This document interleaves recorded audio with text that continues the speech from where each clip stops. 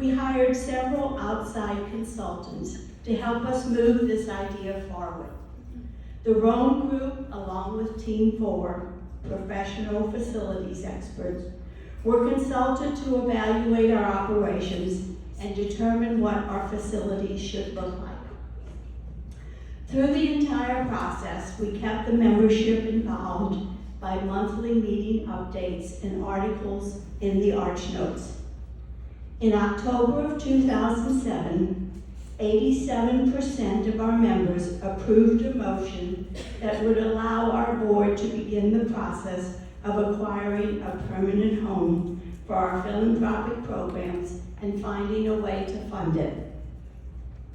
A steering committee was created, and with the help of Amy Rome and the Rome Group, we began to plan our capital campaign to finance the building. We called it Growing for Tomorrow. Our goal was to raise $2 million, with $1 million for the building and $1 million for an endowment for future major maintenance repairs. The steering committee and a few key members had already donated or pledged $600,000 to finance the startup of the capital campaign. On October 10th, 2008, we planned to launch our campaign by holding a social gathering with members and their spouses to gain their financial support for this campaign.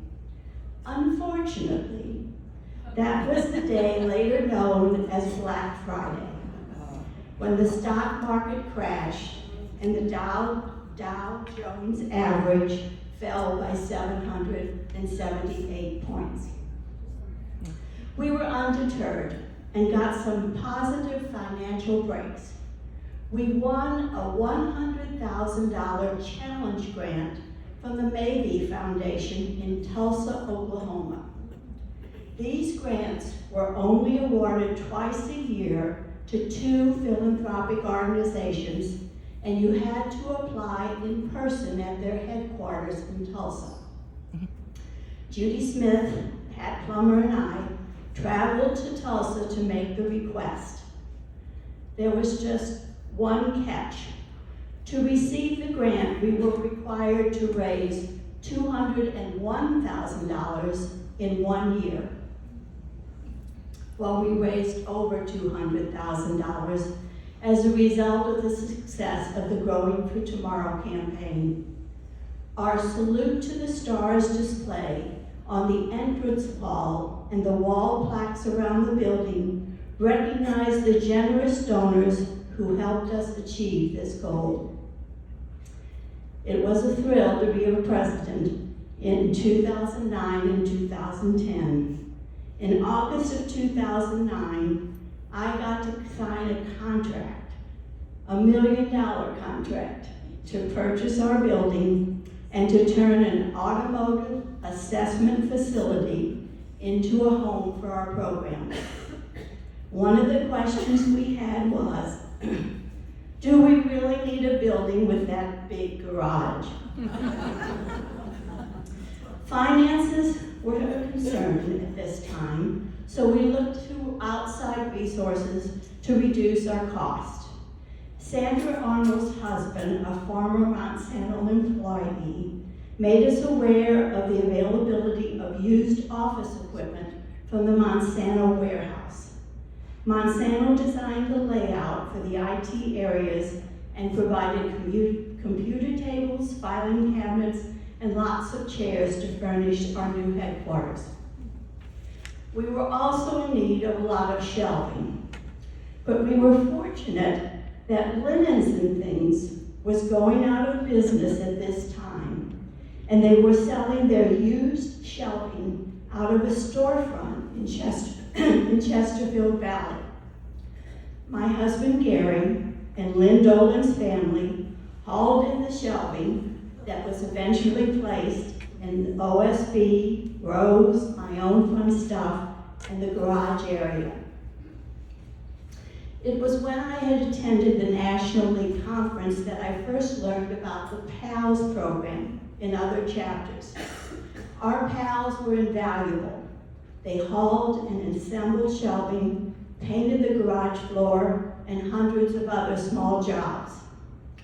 In order to get our building permit, Ellisville required that we find more green space, and that is how the area, which has been turned into the pollinator garden, was created. Emery and Rosie Saladin took on the job of removing all the vines from our back fence. Unfortunately, some of the vines were poison ivy, as they later realized. My right-hand man during this time was Pat Hutton's husband, Bob. Bob dropped by headquarters several times a week to check with contractors. He replaced all the ballasts in the light fixtures to make them more energy efficient, and he pulled hundreds of yards of copper computer wiring from under the flooring, took it to a salvage center, and brought back checks which eventually amounted to more than $4,000. Not to be outdone by the men, we also had the Merry Maids. They washed all those shelves, the verticals, and the windows.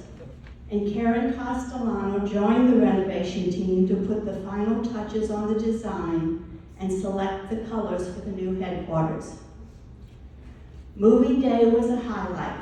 We took pictures from our old headquarters and found new ways to use them.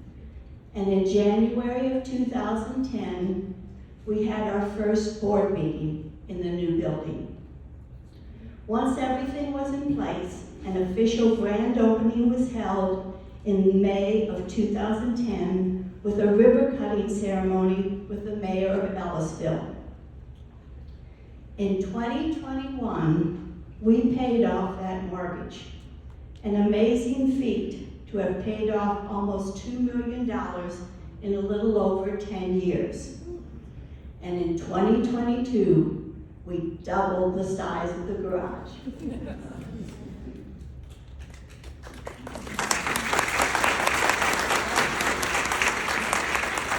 At this time, I would like to recognize the members of the Facilities Research Committee that worked almost 6 years, and the steering committee who helped us with the Growing for Tomorrow campaign. If you are a member of that committee, will you please stand?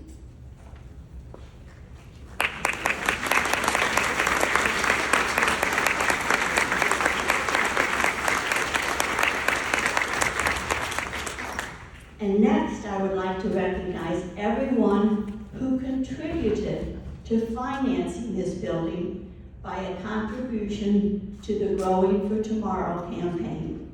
If you made a contribution, please stand.